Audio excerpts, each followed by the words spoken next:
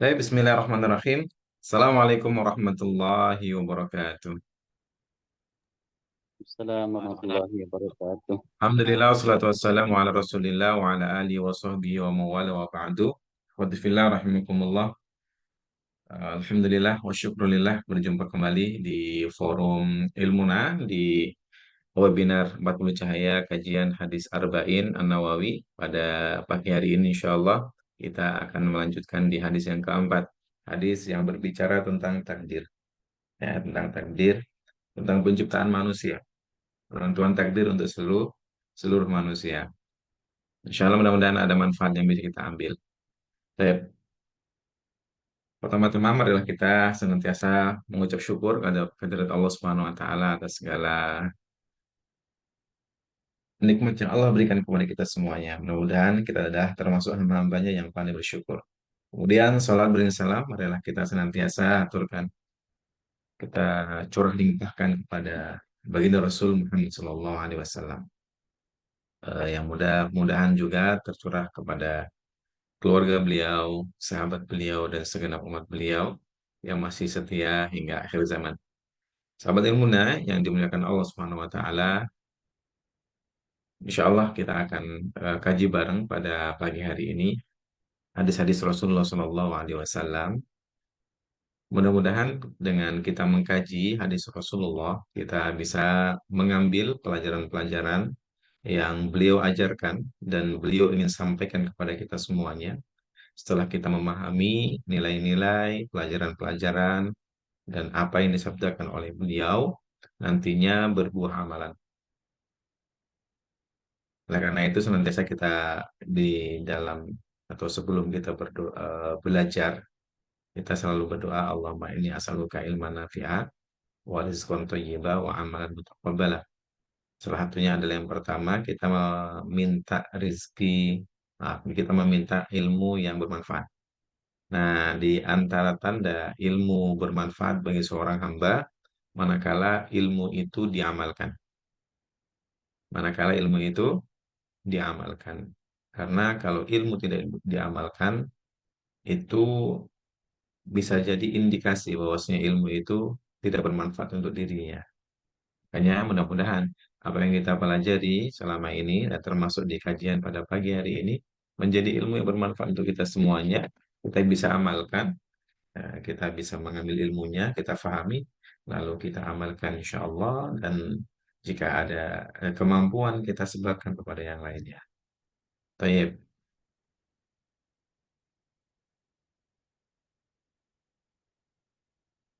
Nah, sudah nampak di layar, di sini adalah terjemah dari hadis yang keempat, yaitu hadis yang diriwayatkan oleh sahabat yang mulia radhiyallahu anhu, Abu Abdurrahman Abdullah ibnu Mas'ud radhiyallahu anhu. Baik. Untuk awalan, kami akan bacakan untuk matan Arabnya. Setelah itu kami mohon ada di antara antum yang berkenan membaca artinya. Bismillahirrahmanirrahim. Hadis keempat dari hadis Arba'in An-Nawawi. An Abi Abdurrahman Abdullah bin Mas'ud radhiyallahu anhu قال حدثنا رسول الله صلى الله عليه وسلم وهو الصادق المصدوق إن أحدكم يجمع خلقه في بطن أمه 40 يوما ثم يكون علقة مثل ذلك ثم يكون مضغة مثل ذلك ثم يرسل إليه الملك فينفخ فيه الروح ويؤمر ب4 كلمات بكتب رزقه وأجله وعمله وشقي أو سعيد فوالذي لا إله غيره إن أحدكم ليعمل بعمل أهل الجنة حتى ما يكون بينه وبينها إلا ذراع فيسبق عليه الكتاب فيعمل بعمل أهل النار فيدخلها وإن أحدكم ليعمل بعمل أهل النار حتى يكون بينه وبينها إلا ذراع فيسبق عليه الكتاب فيعمل بعمل أهل الجنة فيدخلها. رواه البخاري ومسلم. طيب. Nah, selanjutnya, eh, mohon di antara antum ada yang bersedia membacakan terjemah Indonesianya? Ada yang bersedia barangkali di sini?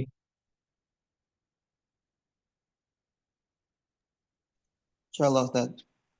Ah, tafadhal akhi Dwi.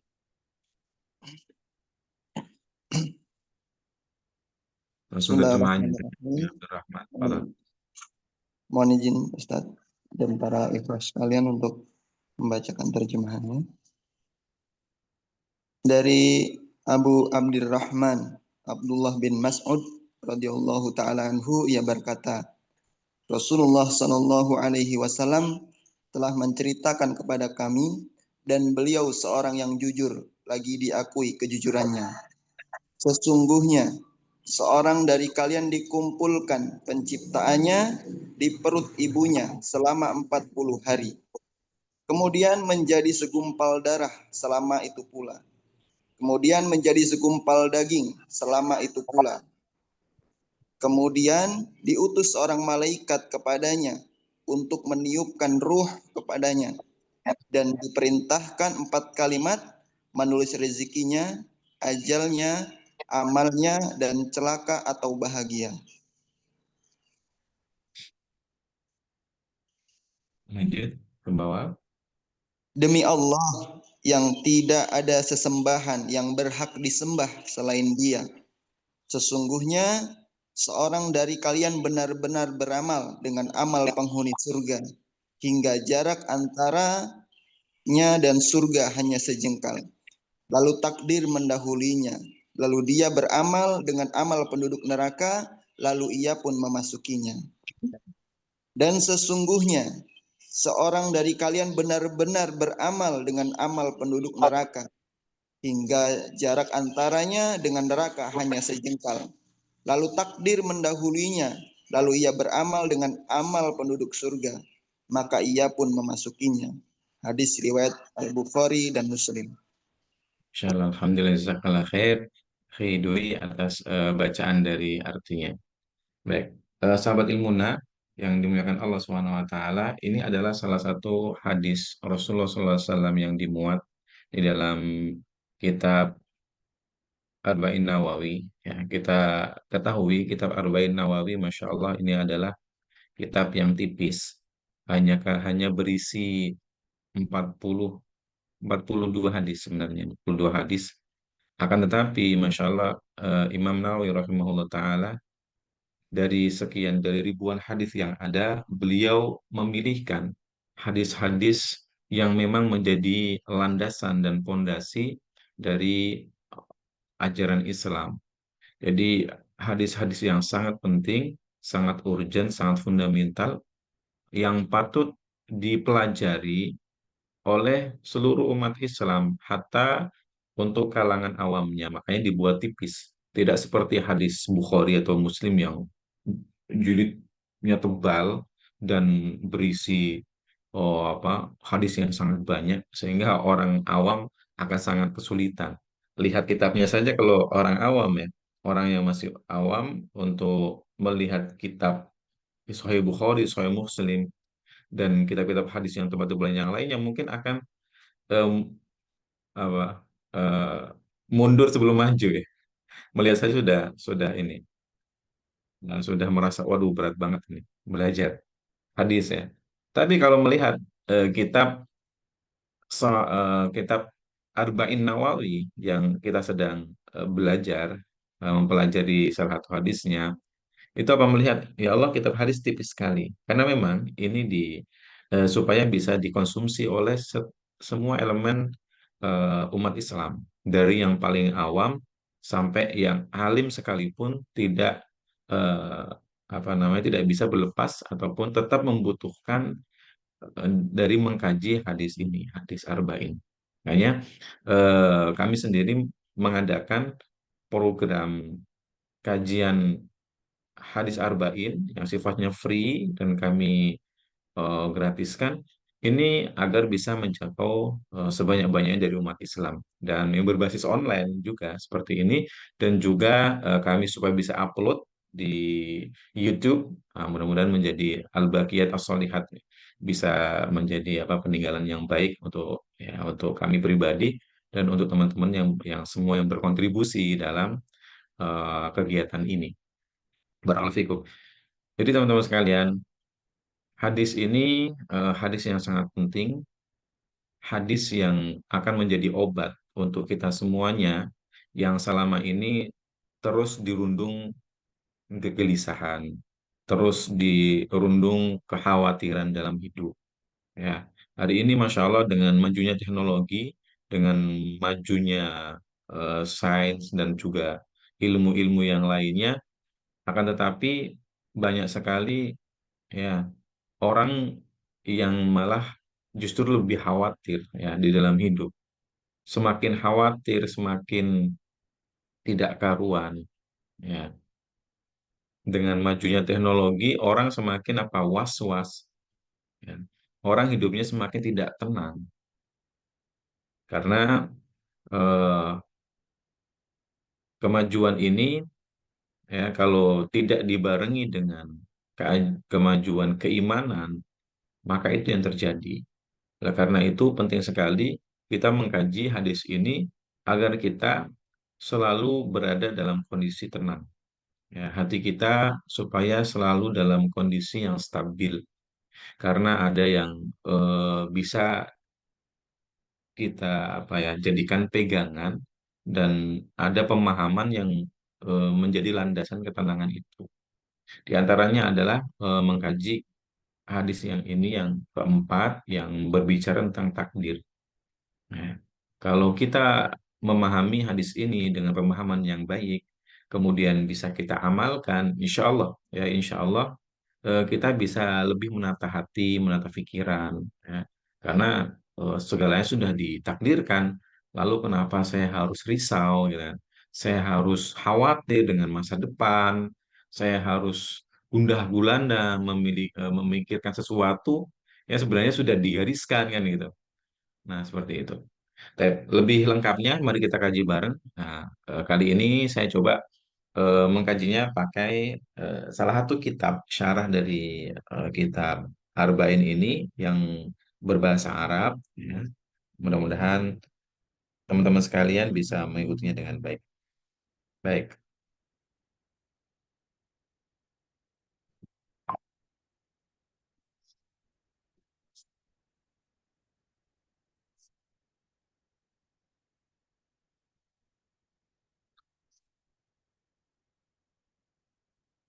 Bismillahirrahmanirrahim. Nah, biasanya kalau kitab ini yang usah jadikan referensi, kitab ini bisa kita lihat. Jadi untuk matan hadisnya itu di atas yang warna hitam. Kemudian untuk syarahnya, ya syarahnya ada di bawah ini. Untuk yang warna merah itu adalah matan hadisnya. Adapun untuk yang berwarna hitam itu adalah syarahnya. Kemudian syarah ini diberikan tema-tema ya kecil seperti yang ada di sampingnya. Contoh makna sodik al-masduq itu apa? Nah, baik, Bismillahirrahmanirrahim. Ini ada syarah hadis Arba'in Nawawiyah oleh Syekh Ibnu Ibrahim. Ya. Al-Hadithur Rabi, hadis yang keempat. Ya, hadis yang keempat. Jadi kita sampai kepada hadis yang keempat dari silsilah hadis Arba'in Nawawi. An Abi Abdurrahman ibn Abdullah ibn Mas'ud radhiyallahu anhu. Ya, ini adalah salah satu sahabat yang masyhur, salah satu ulamanya sahabat. Ya, karena tidak semua sahabat ulama. Ya, ada juga yang memang eh, fokusnya bukan di bidang ilmu. Meskipun semuanya cinta terhadap ilmu, akan tapi orang masing-masing ada yang passionnya mungkin menjadi pedagang, ada yang fokus mohon maaf, di perkara yang lain ya, seperti ada yang fokus di medan jihad ya. Jadi untuk untuk mengkaji ilmu waktunya lebih sedikit. Akan tapi Abdullah bin Mas'ud radhiyallahu anhu ini salah satu ulama sahabat, ya, ulama yang sahabat, dan termasuk salah satu ulama yang masyhur di antara sahabat. Jadi kalau sebagian sahabat ada yang memiliki masalah, persoalan, ya, setelah wafatnya Rasul, salah satu rujukan yang dijadikan tempat untuk bertanya atau minta fatwa itu salah satunya adalah Abdullah bin Mas'ud radhiyallahu anhu. Ya, jadi orang yang mulia, masya Allah, ya, tabarakallah. Qala, ya, Rasulullah bersabda dari Abdullah Mas'ud menyampaikan, qala, beliau Abdullah bin Mas'ud mengatakan, haddatsana Rasulullah Shallallahu Alaihi Wasallam. Rasulullah Shallallahu Alaihi Wasallam telah eh, berbicara kepada kami, wahwa bahwa yaitu Rasul Shallallahu Alaihi Wasallam as-sadiq. As-sadiq adalah pribadi yang jujur. Nah, Rasulullah adalah as-sadiq, pribadi yang jujur, fima qala wa haddatsa bihi, di setiap apa yang dikatakan dan setiap apa yang diucapkan. Jadi tidak pernah sekalipun Rasulullah itu apa? Itu berbohong. Dan sifat as-sadiq ini sudah beliau miliki sejak sebelum nubuah, sebelum beliau diutus menjadi nabi. Bahkan oleh kalangan kaumnya, orang-orang kafir Quraisy sekalipun sebelum beliau diangkat menjadi seorang nabi, beliau julukannya apa? Ada yang tahu tidak? Al Al-Amin. Al-Amin. Al-Amin itu adalah orang yang dapat dipercaya. Ya, ini sebelum beliau diutus jadi nabi, beliau sudah mendapat gelar Al-Amin yang disematkan bukan oleh dirinya sendiri, bukan oleh Rasul, tapi oleh kaumnya. Beliau dijuluki Al-Amin karena masya Allah beliau itu adalah orang yang sangat jujur di dalam beliau berkata. Tidak pernah sekali mendapati kedustaan di dalam eh, perkataannya. Nah, ini kita bisa ambil pelajaran teman-teman sekalian. Jadilah orang yang jujur. Ya, jadilah orang yang jujur. Sampai Rasulullah pernah bersabda, al-mu'minu la yakdzib. Seorang mukmin itu tidak akan berdusta. Jadi dusta bagi seorang mukmin itu adalah perkara yang besar. Ya, perkara yang besar. Lisannya itu kilu kalau mau berdusta.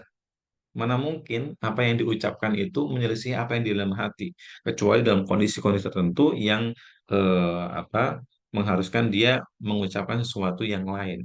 Ya, karena dalam kondisi normal seorang mukmin tidak berdusta, gitu. Dan itulah yang ditunjukkan oleh Rasulullah SAW. As-Sadiq, beliau adalah orang yang jujur di dalam perkataannya. Wal masduq, wal masduq. Ya, nah ini karena beliau selalu berkata jujur, sehingga beliau dipercaya oleh orang lain atas apa yang dikatakannya. Ya, seperti hadis yang lalu, ya, hadis yang lalu ada beliau mengumpulkan orang-orang kafir Quraisy, ya, kemudian di suatu lembah, ya, dan beliau mengatakan, wahai orang-orang, wahai kaumku, kalau misalnya saya mengabarkan akan sebentar lagi akan ada pasukan berkuda yang sangat banyak menyerang kalian, apakah kalian akan percaya? Maka kaumnya bilang, iya saya percaya, karena kami tidak pernah mendapati dirimu berdusta. Nah itu, makanya setiap perkataan dari beliau itu apa? Itu dibenarkan, ya, dibenarkan. Karena apa? Beliau senantiasa jujur. Nah, ini sama kayak kita. Kalau kita adalah orang yang senantiasa jujur dalam berkata, maka apapun yang bersumber dari kita, insya Allah akan dipercaya orang. Beda kalau misalnya kita mendapati ada seorang yang hobinya itu bohong, atau sering terselip apa di dalam perkataannya kebohongan.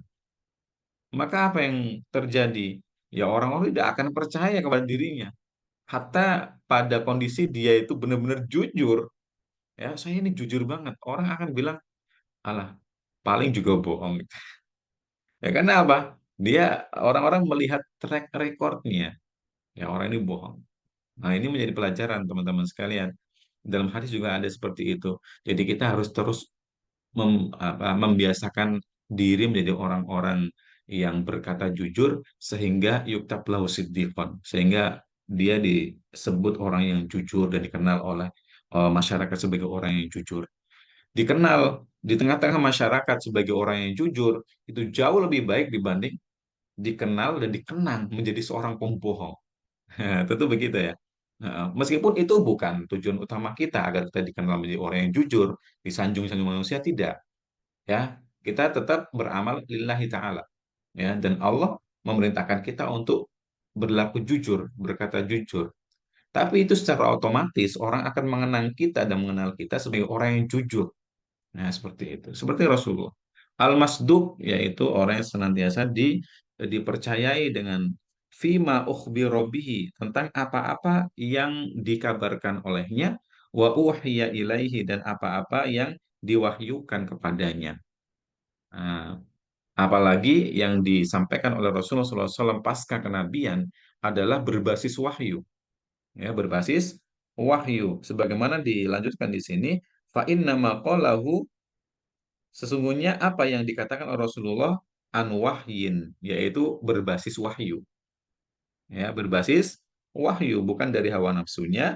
Wa an wahyin uhya ilaihi, yang diwahyukan kepadanya. Allah yang mewahyukan. Itu dicantumkan oleh Allah SWT di dalam surah An-Najm. Wa ma yantiqu 'anil hawa in huwa illa wahyu yuha. Apa yang diucapkan oleh Rasulullah, oleh Muhammad Sallallahu Alaihi Wasallam, itu bukan bersumber dari hawa nafsu. Wa ma yantiqu 'anil hawa. Ketika Rasul mengatakan A, B, C, D, itu bukan bersumber dari hawa nafsu. In huwa illa wahyu yuha. Melainkan adalah wahyu dari siapa? Dari Allah Subhanahu wa taala, yuha, yang diwahyukan kepadanya. Dan wahyu itu ada dua jenisnya. Ya, secara garis besar yang pertama adalah wahyu yang berbentuk yaitu Al-Qur'an. Ada yang kedua adalah hadis. Al-hadis. Nah, yang al-hadis ini yang kita kaji pada pagi hari ini. Oh, jadi hadis itu wahyu juga, Ustaz? Iya, wahyu juga. Terus bedanya apa dengan Al-Quran? Ada yang tahu tidak? Bedanya Al-Quran sama hadis. Sama-sama wahyu dari Allah Subhanahu wa taala, akan tapi memiliki perbedaan. Nah, di antara perbedaannya yang paling menonjol dan fundamental adalah bahwasanya kalau Al-Quran, wahyu Allah yang Allah wahyukan kepada Nabi Muhammad SAW, yang mana dari sisi redaksi dan juga sisi makna itu dari Allah. Ya, Rasulullah hanya menerima begitu apa adanya. Sedangkan hadis itu wahyu Allah dari sisi makna. Adapun redaksinya dari Rasulullah Shallallahu Alaihi Wasallam. Begitu. Ya, kecuali hadis qudsi ya. Kalau hadis qudsi eh, itu redaksinya dari Allah SWT. Tapi hadis secara umum selain hadis qudsi itu maknanya dari Allah. Akan tetapi redaksinya itu dari Rasulullah SAW. Dan Rasulullah itu diberikan satu keunggulan, kelebihan, yaitu apa? Wa uti tu jawami al kalim, kata Rasulullah. Aku diberikan jawami al kalim. Jawami al kalim itu adalah bisa menyusun narasi ataupun kata-kata yang simple akan tapi maknanya sangat luas. Dan itu terbukti di hadis-hadis beliau. Ya, hadis-hadis beliau. Hadis-hadisnya beliau itu singkat, akan tapi syarahnya itu berjilid-jilid, masya Allah. Itu namanya Jawami'ul Kalim, begitu. Karena Allah SWT ngajari beliau, Allah pilih beliau, makanya beliau dikasih kelebihan, yaitu apa? Jawami'ul Kalim, bisa menyusun kata-kata yang simple, akan tapi syarat dengan makna, maknanya dalam. Begitu. Itu perbedaan dari Quran dan hadis. Jadi Rasulullah itu tidak mengatakan dari hawa nafsunya, melainkan yang bersumber dari wahyu yang Allah wahyukan kepada dirinya. Nah, begitu. Makanya beliau adalah as-shadiq, yang jujur, al-masduq, yang dibenarkan setiap perkataannya. Kita lanjutkan. Potongan berikutnya, inna ahadakum. Nah, kita mulai ke inti. Ya, ke inti. Teman-teman, coba kita buka hati semuanya, buka pikiran. kita buka hati kita untuk menerima, ya, menerima eh, kabar-kabar atau ilmu yang bersumber dari hadis Rasulullah SAW dan penjelasan para ulama. Nah, kita akan mulai membahas tentang, ya, penciptaan manusia dan proses penciptaan manusia di dalam rahim ibunya. Nah, ini adalah salah satu eh, info gaib, ya. Ini adalah kabar yang sifatnya gaib yang dikabarkan oleh Rasulullah SAW kepada para sahabatnya waktu itu. Bayangin teman-teman sekalian, kalau orang yang hidup pada masa Rasulullah itu tidak beriman dengan sabda Rasul, maka mungkin tidak akan percaya. Maka mereka mungkin akan menggugat dari mana sumbermu, kan, gitu. Ya, karena ini sifatnya waktu itu kan memang belum semaju sekarang. Tapi Rasulullah, Masya Allah, itu sudah mengkabarkan hal-hal yang sifatnya ada unsur ilmiahnya, yaitu unsur apa? Ini kan ilmu tentang janin itu kan ada ilmu kedokteran, ya. Nah, dan apalagi ada kabar-kabar yang sifatnya kabar yang gaib. Nah, kalau ini orang tidak berbasis keimanan tidak akan mempercayainya. Baik, kita akan eh, bahas tentang perkembangan janin di dalam rahim ibunya. Inna ahadakum, kita mulai dari sini. Inna ahadakum, sesungguhnya salah satu di antara kalian, yujma'u itu dikumpulkan. Apanya? Khalquhu, penciptaannya. Di mana? Fi batni ummi, di dalam rahim ibunya. Ya, kita semuanya tidak terkecuali itu diciptakan di dalam rahim ibu. Tidak ada dari kita yang kemudian keluar tiba-tiba dari batu. Ya, tidak ada, ya. Atau ada di antara saya, oh, di antara saya, Ustaz, ya, saya keluar dari apa? eh, dari ini tiba-tiba keluar dari dalam tanah. Tidak, ya. Semuanya diciptakan dan dikumpulkan di dalam perut atau rahim ibunya. Berapa lama? Arba'ina yauman, selama 40 hari. 40 hari nutfatan, berbentuk nutfah. Nutfah itu, mohon maaf, air mani, air sperma. Jadi selama 40 hari pertama, ini fase pertama, ya. Fase pertama, ya, ini disebut fase pertama. Fase pertama, manusia itu, ya, dalam kondisi berbentuk nutfah. Nah, ini nutfah. Nutfah itu air sperma, ya, air sperma atau mani. Selama 40 hari, ini fase pertama. Ya, nanti akan berproses. An-nutfatu hiya, ya, an-nutfah, yang disebut an-nutfah adalah al-qatrah minal mani, yaitu setetes daripada mani. Dan kita tahu, ya kan, ketika, ya, ada proses itu pembuahan, itu kan ada eh, ribuan, ya, ribuan sel sperma kemudian apa namanya menuju ovum dan sebagainya, itu prosesnya. Itu ada salah satu yang kemudian berhasil masuk, dan itu akan menjadi cikal bakal manusia, ya. Fa'awwalu taurin, ya, fase pertama arba'ina, yaitu 40 hari. Jadi fase pertama berapa? 40 hari. Huwa fiha bid'atal ma. Ya. Jadi dalam fase ini bentuknya masih berbentuk cairan gitu. Ya, berbentuk apa? Sperma.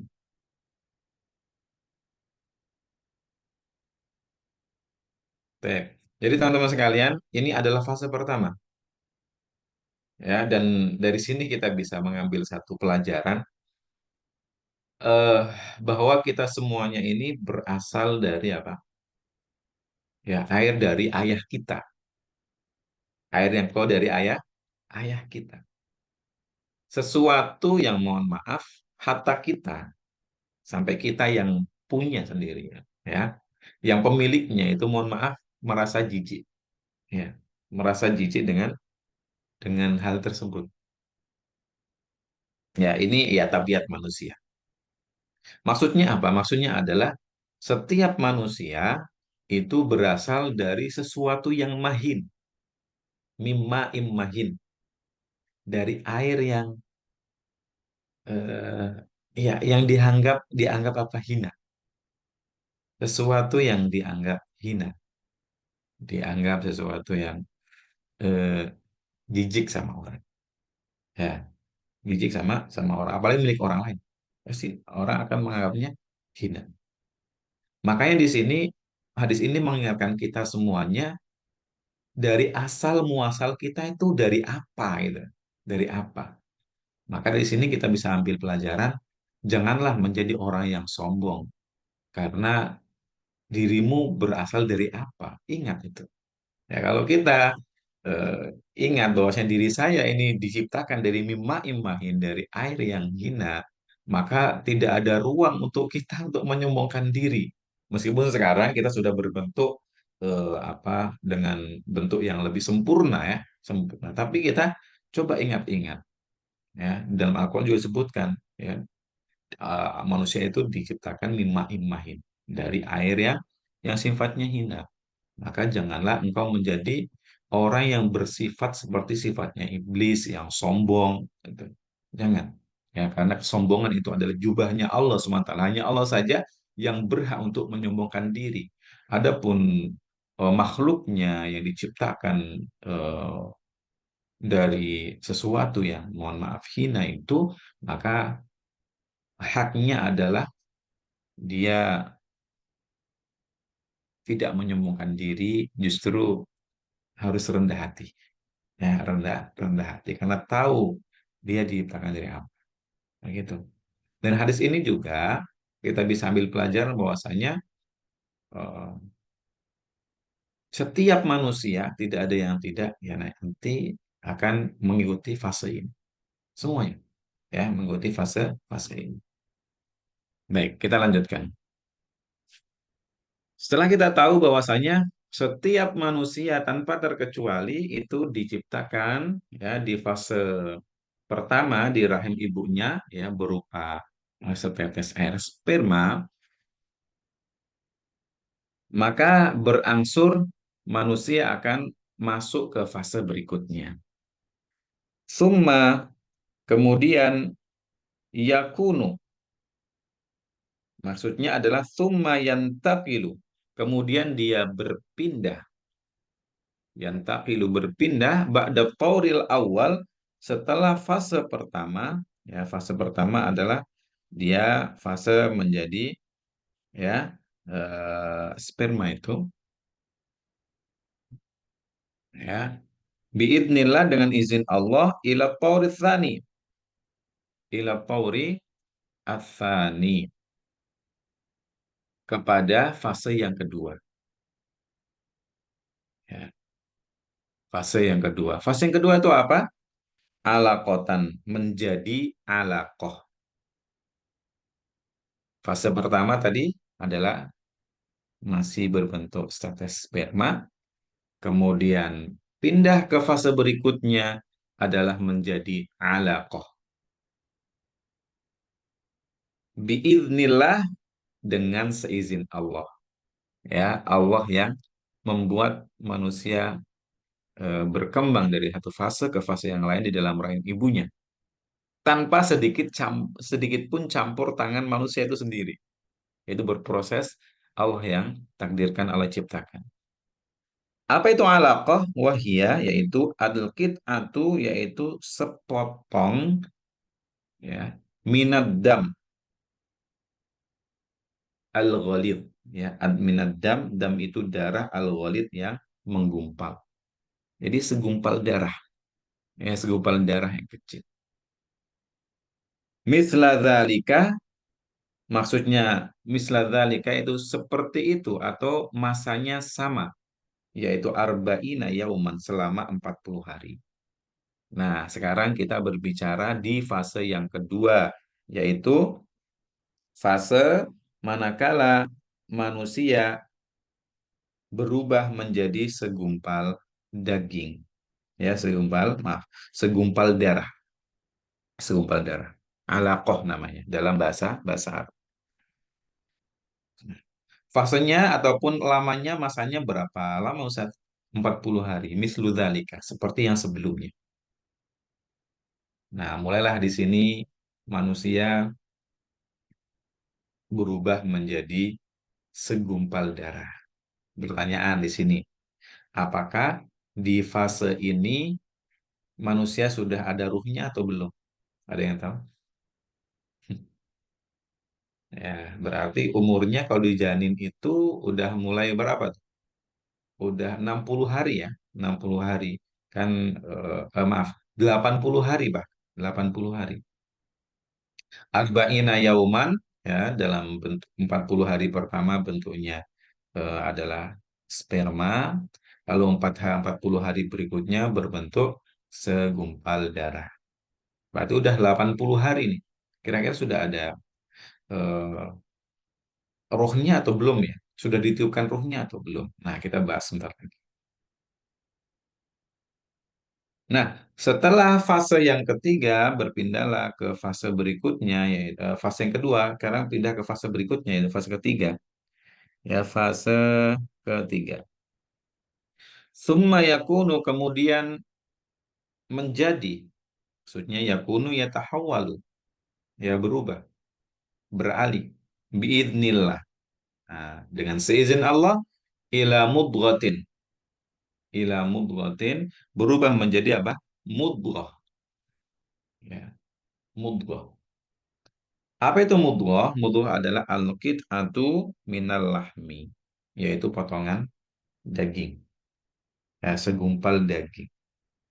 Ya, biqadri mayat maghul madik.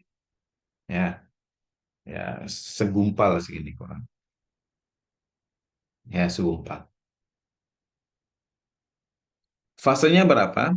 Ya, Ustaz langsung ke sini. Mislu dzalika, masanya sama seperti sebelumnya, yaitu arba'ina yauman, 40 hari juga.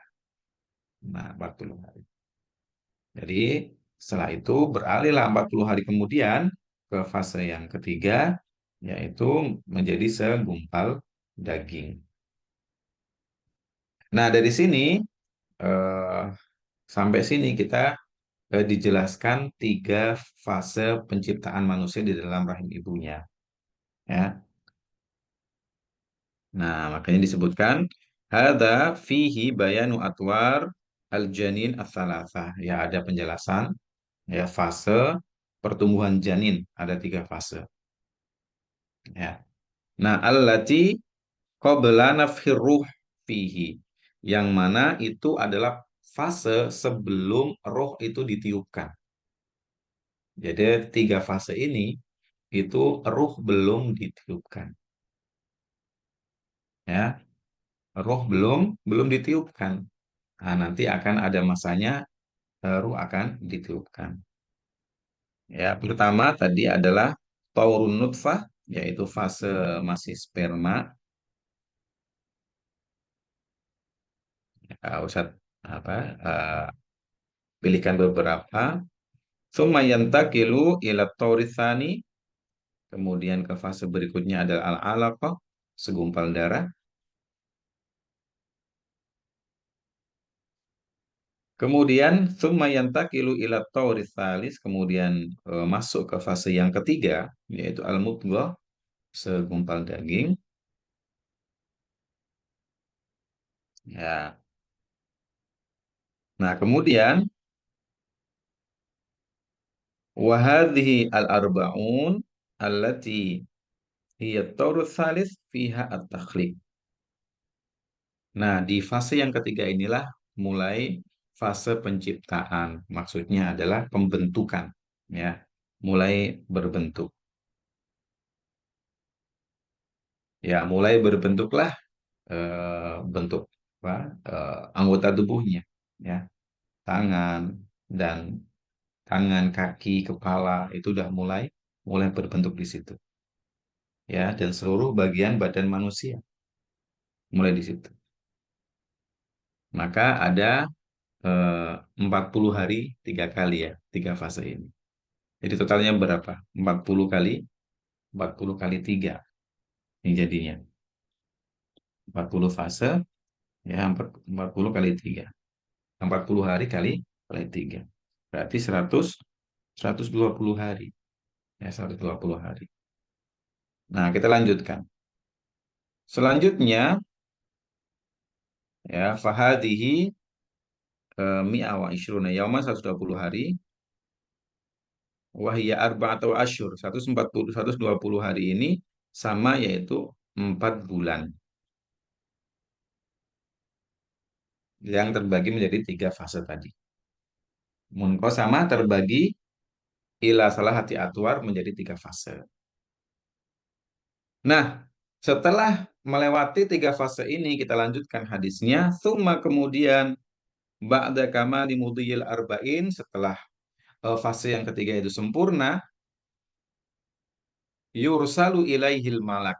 Setelah manusia menyempurnakan fase yang ketiga, maka Allah Subhanahu wa taala mengutus malaikat. Mengutus malaikat. Dan di dalam syarah hadis ini, malaikat itu tidak disebut namanya apa, tapi lebih kepada tugasnya apa. Nah, ini sering ya, ini sering kita lihat dalam Al-Quran, ada malakul maut, ada eh, malaikat maut ya, yang bertugas untuk mencabut nyawa dan tidak dinamakan. Di sini juga sama, yursalu ilaihil malak, diutus kepadanya seorang malaikat, ya, atau malaikat, yaitu malakul arham, malaikat rahim.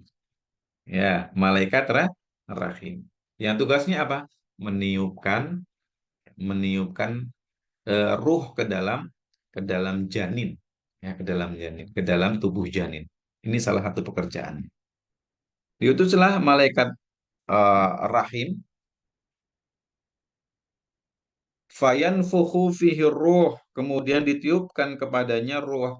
Nah, barulah setelah ini ditiupkan ruh kepada si janin ini. Ya, wa huwa fi hadzal jasad alladzi qad kamala khalquhu, yaitu yang mana tubuhnya sudah sempurna penciptaannya. Sudah ada tangan, ya kan?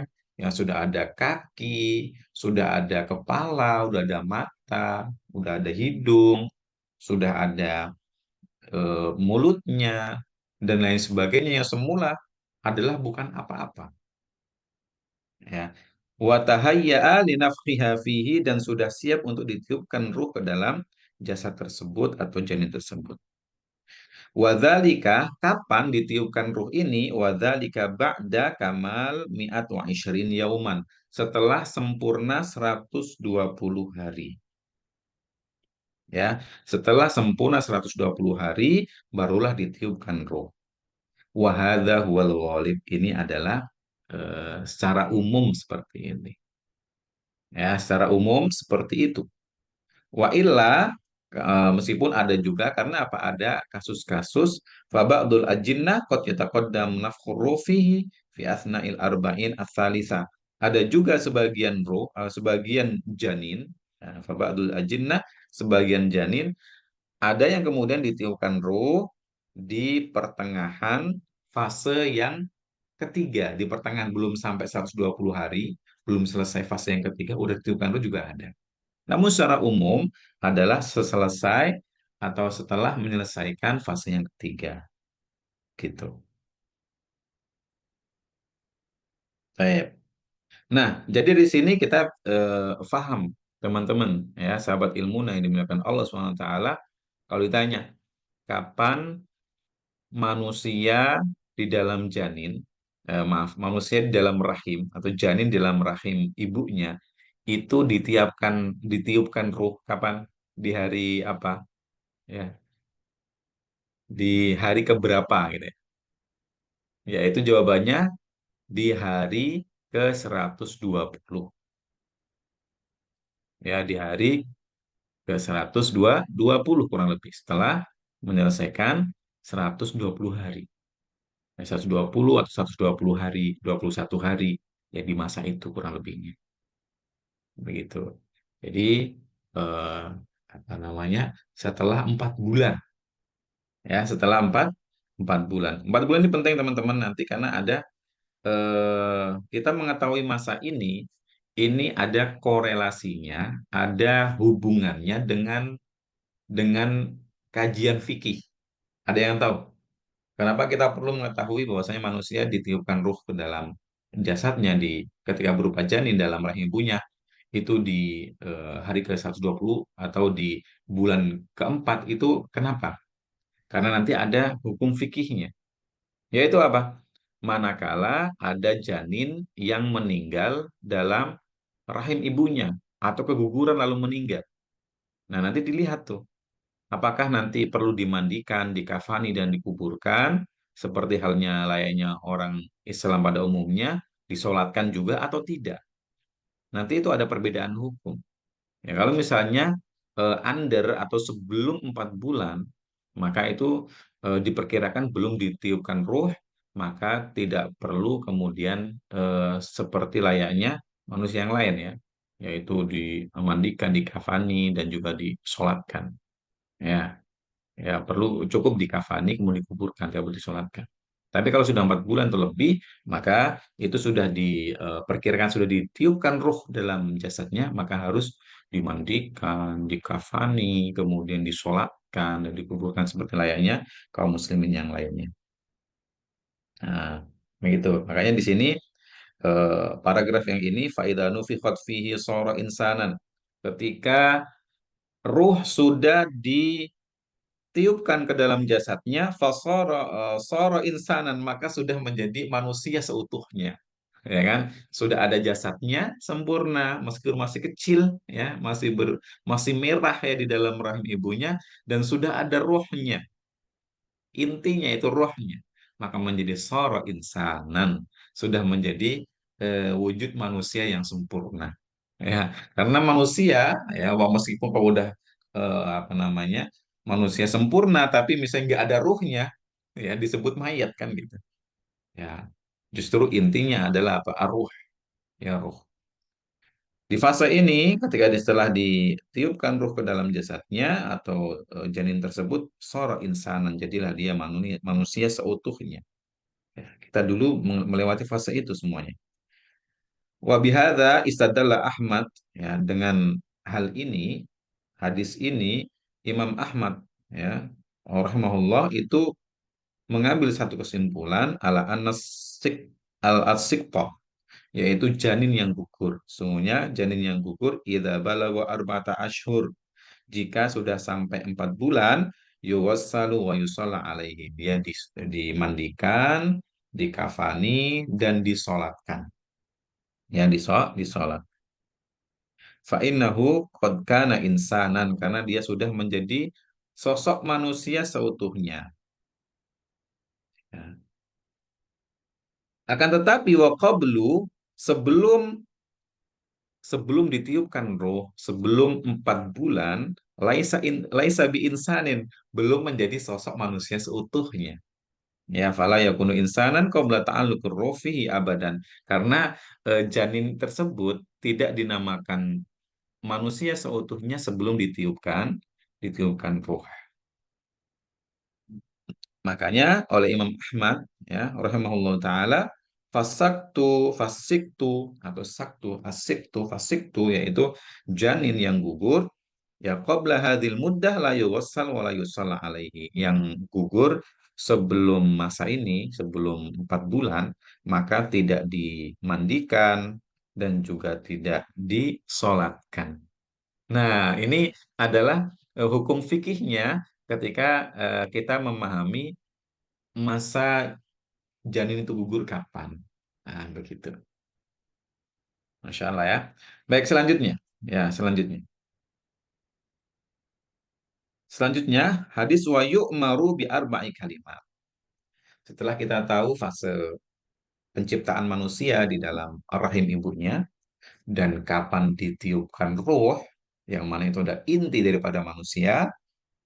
Kemudian setelah itu apa ya yang diperintahkan oleh Allah ya kepada si malaikat rahim tadi. Maka malaikat rahim setelah meniupkan ruh, dia mengerjakan tugas berikutnya. Titah dari Allah SWT. Apa itu? wa yu'maru bi arba'i kalimat.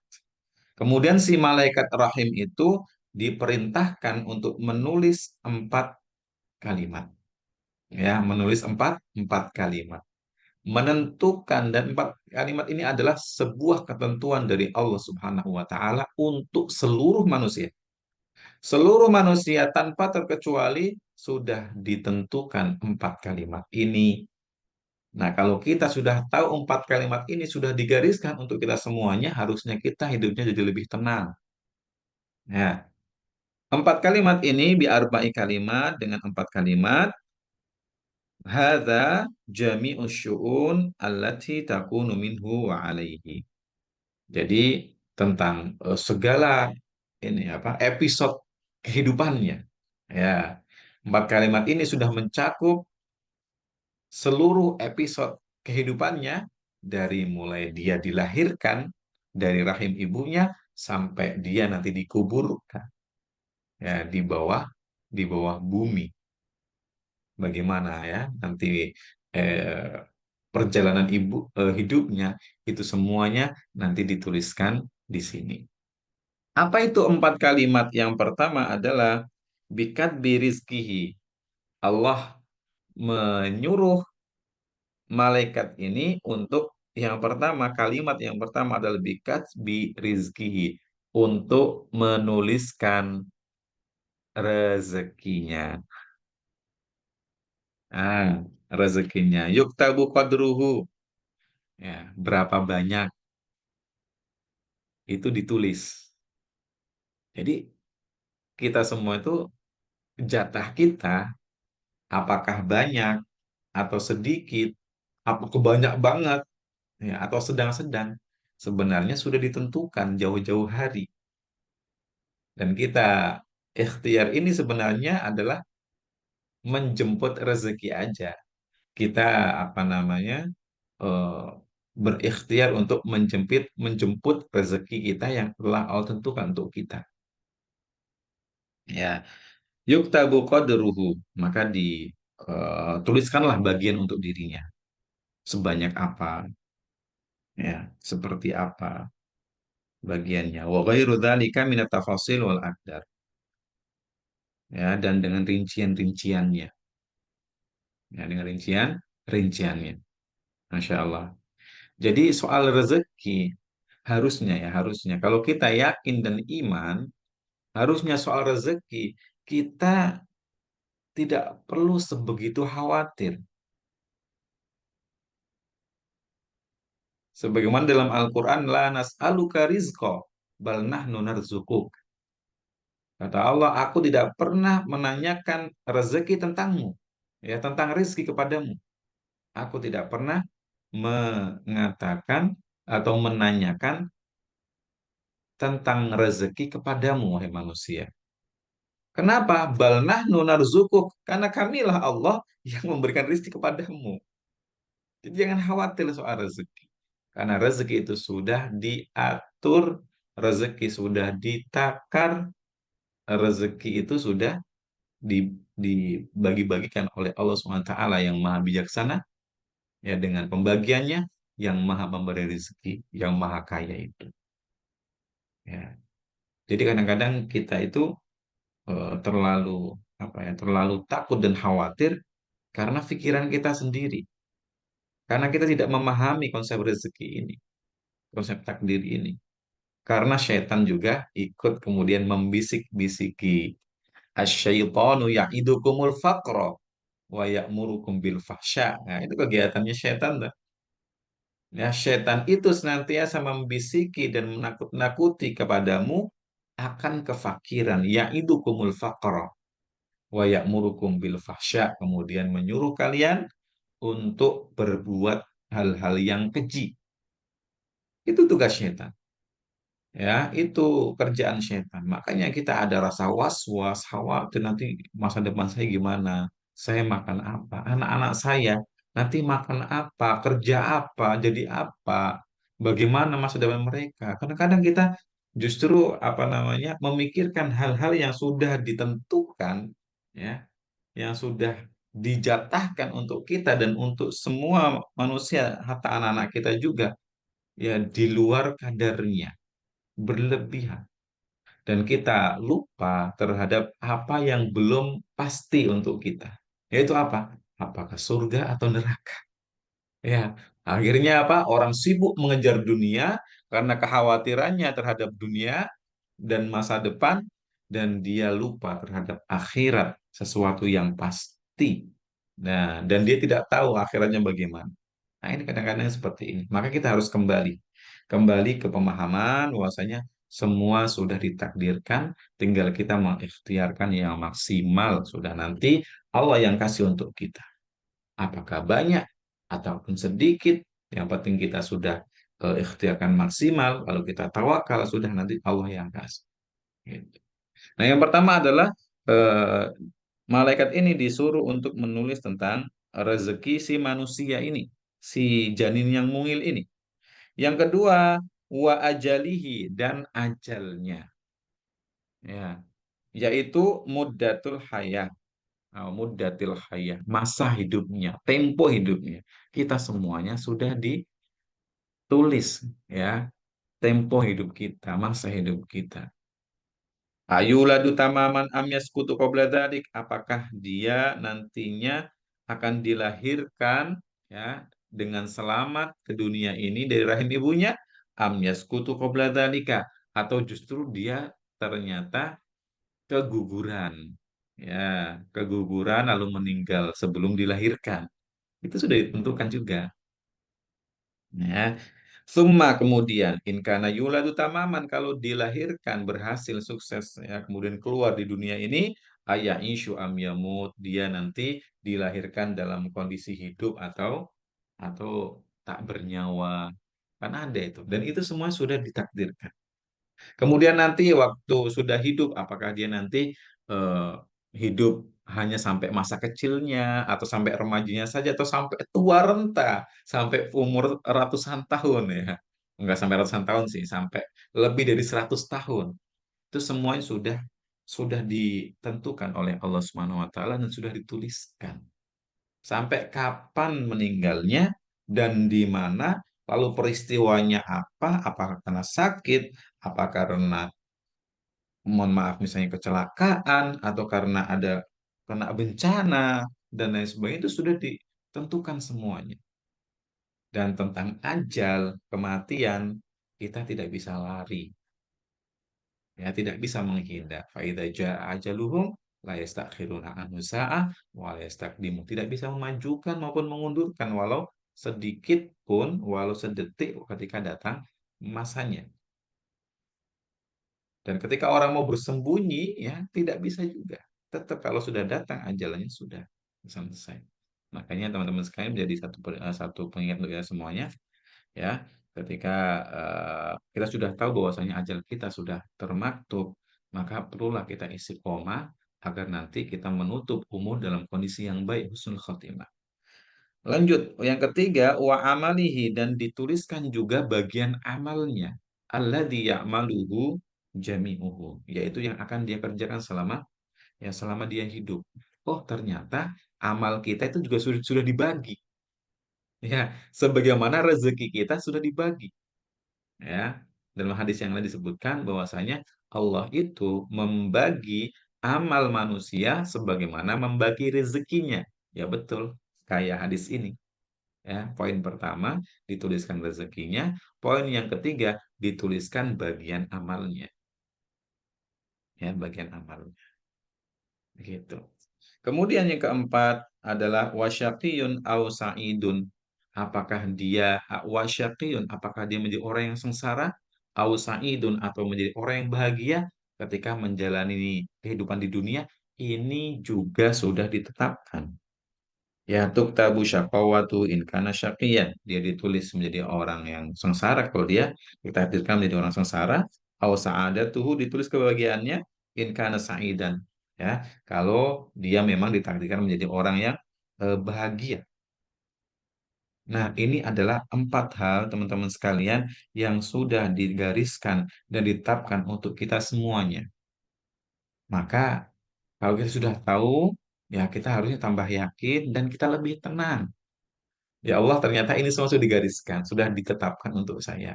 Tinggal saya menjalaninya dan mengikhtiarkannya. Nah, cuman masalahnya kita nggak tahu ya tentang bagian rezeki kita banyak atau sedikit, ajal kita kapan, amal saya nanti seperti apa, apakah banyak dan sedikit, apakah saya bahagia atau tidak, kita nggak tahu juga. Ya nggak tahu karena itu ada perkara gaib kan, perkara gaib. Dan sudah ditentukan, dituliskan waktu kita masih dalam rahim ibu kita, gitu. Makanya salah satu tugas kita, karena kita tidak tahu, salah satu tugas kita adalah pertama adalah husnudzon sama Allah. Kita berbaik sangka kepada Allah. Insya Allah, Allah menuliskan yang terbaik untuk hambanya, untuk kita. Gitu. Sehingga kita apa? Optimis, berikhtiar dengan ikhtiar yang terbaik. Baik untuk menjemput rezeki kita, baik untuk menorehkan eh, apa ya penutup umur yang terbaik, dan juga untuk beramal dengan amal yang terbaik, dan juga untuk menjadi berusaha orang yang bersyukur ataupun bersabar ya dalam kondisi apapun di dalam episode kehidupan kita. Begitu jadinya. Ya, insya Allah.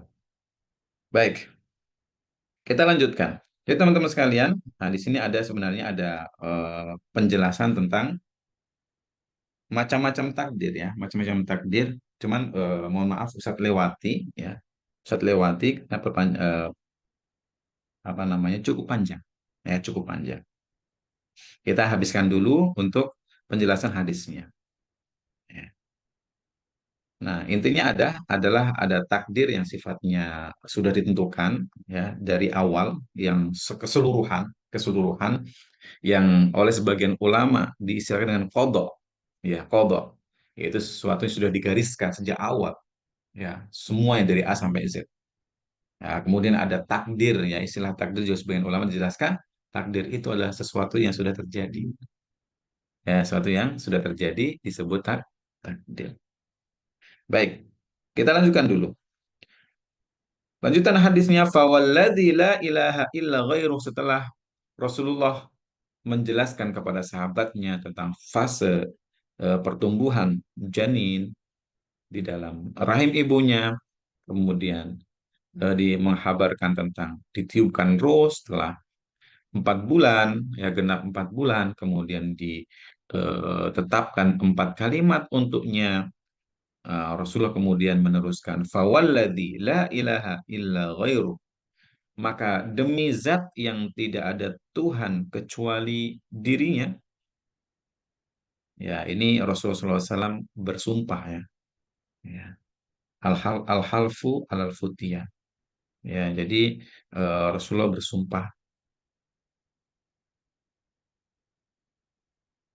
Nah, dalam sumpah ini kita bisa ambil kesimpulan fafihi ada faidah jawazul qasam fil umur al-majzum alaiha. Bolehnya kita bersumpah terhadap perkara-perkara yang penting sifat. Ya, yang penting dan yang sudah pasti. Ya, kita diperbolehkan untuk bersumpah dengan nama Allah. Apa isi sumpahnya itu? Inna ahadakum, sesungguhnya salah seorang di antara kamu layak malu. Nah, ini teman-teman coba kita perhatikan. Ini agak apa namanya ngeri-ngeri sedap sebenarnya.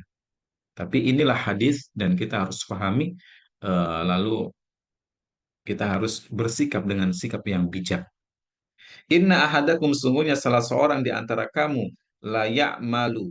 Sungguh dia beramal, mengerjakan bi amali ahlil jannah dengan amalan-amalan ahlu surga. Ada seseorang ya diceritakan oleh Rasulullah giat beramal dengan amalan-amalan ahlu surga.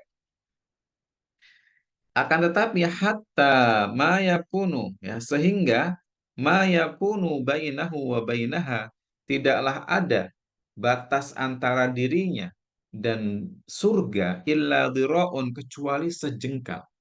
Jadi Rasulullah menceritakan tidaklah ada di antara kamu ada seorang ya, ada seorang yang beramal dengan amal ahlu jannah, ahlu surga, rajin luar biasa, masya Allah, ya, rajin sholatnya, rajin zakatnya, rajin puasa Ramadannya, rajin infak sedekahnya, rajin berbuat baik kepada orang-orang, sehingga hatta ma yakunu bainahu wa bainaha illa dhira', seolah-olah bukan seolah, sampai-sampai batas antara dirinya dengan surga itu tinggal sejengkal. Akan tetapi fayasbiqu alaihil kitab, kemudian akan tetapi takdir ataupun ketentuan itu sudah mendahuluinya. Ya, ketentuan awal sudah mendahuluinya, yaitu ketentuan yang sudah ditentukan Allah manakala ia masih dalam janin, masih dalam rahim, itu sudah mendahuluinya, maka fayak malu. Nah, di sini. Ya, jadi ternyata setelah orang itu beramal dengan amal ahlu surga dan jaraknya antara dia dan surga begitu dekat, akan tetapi dia didahului dengan ketentuan Allah Subhanahu wa taala, annahu min ahlin nar, ternyata dia sudah ditetapkan menjadi ahli neraka, maka apa? Fayak malu. Maka sehingga orang ini beramal fi akhiri hayati, di penghujung hidupnya, bi amali ahli annar, dengan amalan perbuatan ahli neraka, fayamutu ala dzalika, kemudian dia meninggal di dalam kondisi bermaksiat dengan kondisi amal ahlu neraka, fayadkhuluha, maka dia masuk neraka karena dia suul khotimah, menutup amalannya atau umurnya dengan amalan ahli neraka. Fayakunu min ahli nar, maka dia menjadi ahli neraka. Ada kasus seperti ini, yaitu ada orang yang dalam hidupnya rajin beramal ahli surga, tetapi eh, kitab ataupun ketentuan sudah mendahului sebelumnya, dan dia di penghujung di penghujung umurnya ternyata beramal dengan amal ahli neraka, sehingga dia wafat dalam kondisi bermaksiat, durhaka sama Allah, maka dia su'ul khotimah, maka dari situ dia dijebloskan ke dalam api neraka. Nauzubillah. Sebaliknya, kita teruskan dulu, wa inna ahadakum, sesungguhnya salah seorang di antara kamu, layak malu bi amali ahli nar, itu beramal dengan amalnya ahli ahli nar, ahli neraka. Ya, kita lihat ada orang yang tiap hari dosa, ya, tiap hari maksiat dan durhaka. Hatta ma yakunu bainahu wa bainaha illa dhira', sampai-sampai tidak ada jarak antara dirinya dan neraka kecuali hanya sejengkal. Akan tetapi ada takdir yang berkata lain, fayasbiqu alaihil kitab. Ya, maka takdir yang Allah tentukan berkata lain, fayamalu bi amali ahlil jannah, kemudian di penghujung hidupnya dia beramal dengan amal ahli jannah. Tiba-tiba di penghujung hayatnya sebelum ia wafat, dan orang ini nggak tahu kapan wafatnya, tiba-tiba dia jadi orang yang berbalik, ya, ada mungkin peristiwa, lalu dia peristiwa itu menjadi suatu titik balik bagi dirinya, dia taubat dan kemudian beramallah di penghujung ayatnya, jadi rajin sholat, jadi orang yang baik, seolah-olah jadi sosok yang lain. Kemudian setelah itu Allah wafatkan dia misalnya dalam kondisi sujud misalnya. Masya Allah. Maka dia menutup umurnya dengan husnul khotimah, fayadkhuluha. Maka dia menjadi ahli surga. Masya Allah. Nah, ini menandakan bahwasanya takdir Allah itu berlaku. Ya, takdir Allah itu berlaku untuk setiap manusia. Ya, berlaku untuk setiap manusia. Nah, dijelaskan kembali sini. Fal maksudnya adalah annal abda so'irun ma ila ma quddirallahu min syaqawatin wa sa'adatin. Sungguhnya setiap hamba itu berjalan, ya, sesuai dengan apa yang ditakdirkan untuknya, apakah dia menjadi orang yang bahagia atau menjadi orang yang sengsara. Nah, hadis ini menetapkan itu. Nah, akan tetapi teman-teman sekalian jangan disalahpahami. oh berarti Ustadz kita sudah pasrah aja, kita nggak ngapa-ngapain, sudah pasrah takdir. Tidak juga, ya tidak juga. Karena manusia, sebagaimana di hadis yang lain, ya hadis yang lain disebutkan manusia itu akan diwafatkan sesuai dengan kebiasaan dia kala hidup. Di waktu hidup, dia sukanya apa? Kalau ada orang yang di waktu hidup itu sukanya, mohon maaf, misalnya berprofesi sebagai apa, profesi A gitu. Oh, tiap hari bergulat dengan itu. Oh, ya biasanya nanti wafat dalam kondisi itu biasanya. Atau ada orang yang tiap waktu hidup sukanya berbuat apa. Oh, pokoknya dia gitu. Nah, maka nanti ketika wafat, ya, dalam kondisi itu juga. Dan kita udah sering dengar, kayak gitu. Ya, sering menyaksikan juga. Dan juga ada kalau misalnya orang yang memang dalam hidup sukanya berbuat amal soleh, ya amal soleh. Biasanya ujung-ujungnya akan husnul khotimah juga, ya akan husnul husnul khotimah. Nah, makanya di sini ada penjelasan bahwasanya kok ada ya orang yang kemudian eh, nah di sini ada orang yang awalnya beramal seperti amal ahli surga tapi suul khotimah ya. Kok ada ya? Nah, itu biasanya begini. Hadis tadi fadalla ala anna hunaka sarirah thayyibah. Hal itu menunjukkan bahwasanya di sana ada sesuatu, sariroh itu sesuatu yang tersembunyi. Thayyibah yang baik. Ya, apa yang disembunyikan dalam hati.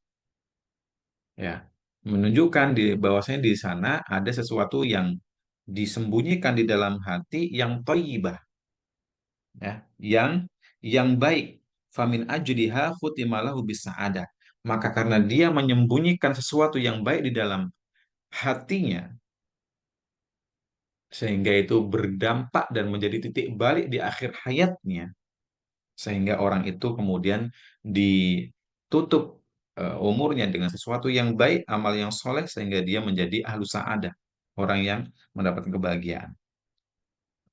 Sebaliknya, ada orang yang apa namanya awalnya baik, di ujung akhirnya menjadi buruk, maka di situ bisa jadi karena itu di dalam hatinya adalah ada sesuatu yang jelek yang dia apa? Dia sembunyikan. Ya, dia sembunyikan sehingga menjadi titik balik dia yang awalnya baik menjadi buruk di akhir hayatnya dan ditutup dia dalam kondisi yang buruk.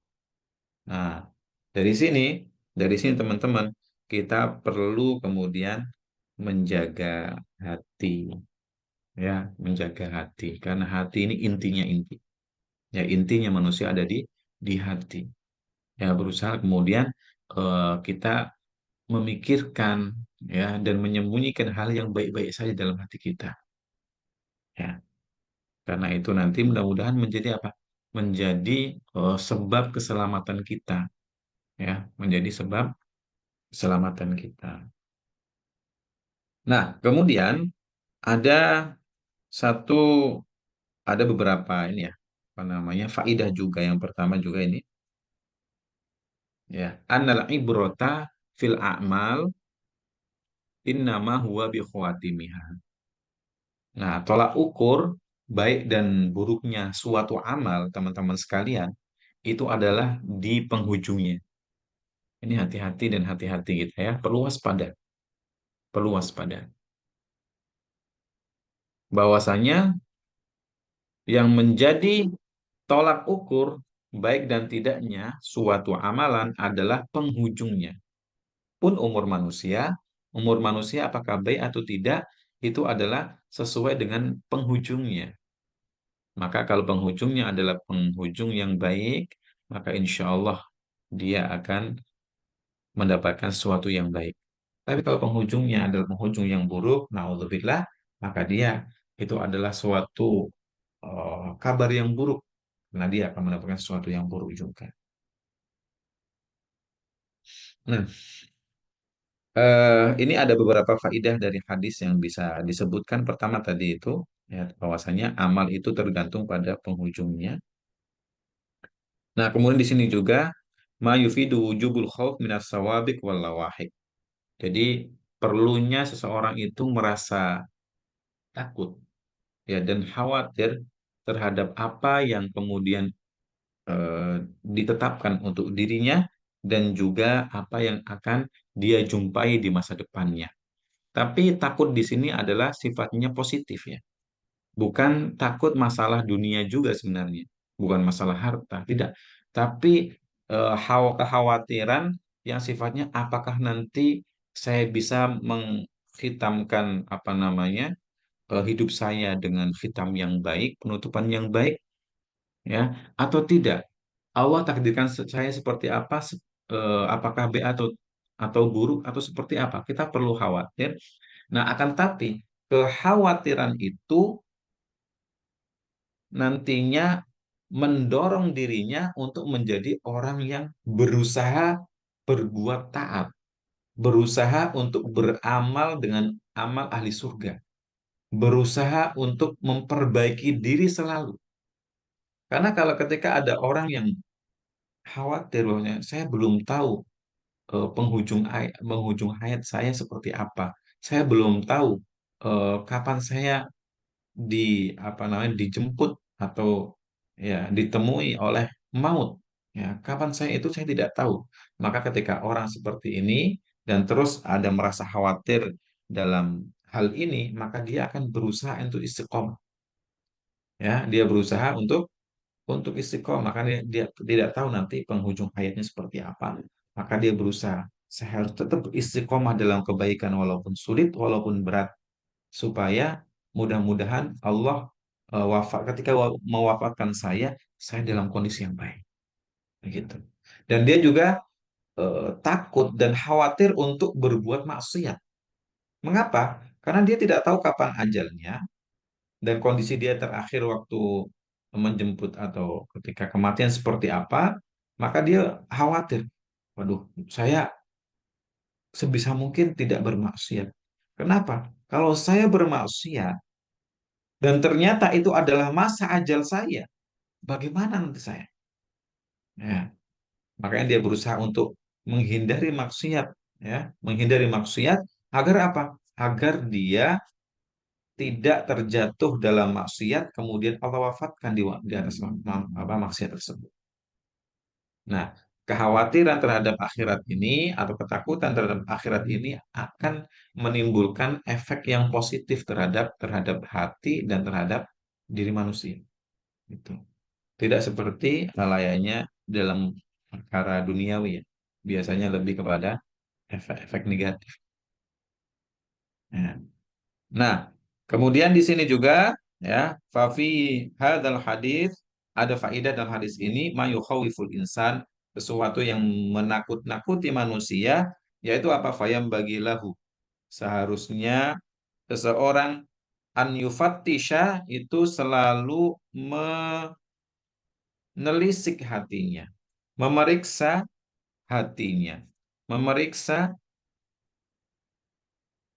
dirinya, ya, apakah dia selama ini sudah terus beramal dengan amal kebaikan atau tidak, ya. Karena apa? Ya, karena orang yang senantiasa membiasakan kebaikan, maka insya Allah akan ditutup dengan kebaikan juga. Umumnya biasanya seperti itu. Dan ketika orang kemudian terbiasa melakukan suatu keburukan, ya, dia akan kemudian ditutup dengan hal itu juga. Nah, selanjutnya di sini, la yahtaju bil qadari ala syar'i. Kemudian tidak boleh seseorang itu kemudian dia berdalih dengan takdir. Itu tidak boleh. Ya, tidak boleh. Orang yang berdalih terhadap takdir menunjukkan bahwa dia tidak faham terhadap takdir itu. Ya. Summa idza urifa annahu urifa anna hadzal qadar, ya, summa idza urifa anna hadzal qadar Fata'rif annahu la yujib attikal alaihi aslan. Ya, setelah kita mengetahui bahwasanya ada takdir seperti ini, maka tidak boleh kemudian kita berpangku tangan dan hanya pasrah. Ya, wala yuhtaju bihi ala syar'i, dan tidak boleh kemudian dia berdalih dengan takdir. Ah, ini gara-gara takdir, menyalahkan takdir, tidak boleh. Ya, karena apa? Yang berdalih dengan takdir itu adalah iblis, ya, ataupun pekerjaannya iblis. Seperti dulu ketika iblis apa namanya? Berdalih dengan takdir, bima agwaitani, ya. Ya Allah, karena engkau telah menyesatkanku, ya aku akan sesatkan manusia. Nah, itu. Iblis dulu berdalih dengan takdir. Tidak boleh. Makanya Rasulullah SAW itu pernah menasihati kepada apa namanya, sahabatnya, ya, sahabatnya. Di sini, ketika eh, Rasulullah bersabda, "Mamin kumin ahadin illa waqad kutiba maq'aduhu minal jannati wa maq'aduhu minan nar." Tidaklah di antara kalian itu semua sudah ditentukan, ya, tempat singgahnya apakah masuk surga atau neraka. Maka di antara sahabat bertanya, faqilah, maka ditanya Rasulullah, ya Rasulullah, wa ya Rasulullah, afala nattaqilu, apakah kita kemudian harus apa namanya, hanya berpangku tangan saja biar takdir menuntun kita? Apakah kita pasrah tidak melakukan apa-apa? Itu pertanyaan kepada Rasulullah, maka Rasulullah menjawab, faqala sallallahu alaihi wasallam, Rasul bersabda, la, tidak. Ya, tidak boleh kamu berpangku tangan dan pasrah begitu saja. I'malu, bekerjalah, berbuatlah, beramallah, berikhtiarlah dengan ikhtiar yang maksimal. Fakullun muyassarun. Maka semua itu akan dimudahkan menuju jalan takdirnya. Nah, ini. Jadi teman-teman sekalian, kalau misalnya kita melihat diri kita, ya, senantiasa dekat dengan kebaikan dan terus berusaha belajar jadi baik dan terus berusaha beramal, ya, maka mudah-mudahan itu adalah kabar baik untuk kita.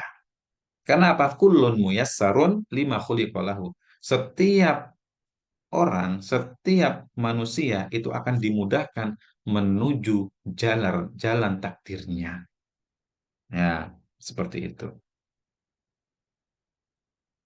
Nah, ini ada terusannya, namun intinya adalah itu. Makanya, ketika kita dimudahkan untuk mengerjakan hal-hal yang sifatnya baik, maka mudah-mudahan itu adalah kabar gembira untuk kita. Ya, kabar gembira untuk kita. Dan ketika apa, amalan yang buruk, ya, maksiat itu dimudahkan untuk kita, perlu kita khawatir dan muhasabah, ya, muhasabah dan segera taubat, lalu minta ampun sama Allah dan kembali kepada jalan yang benar.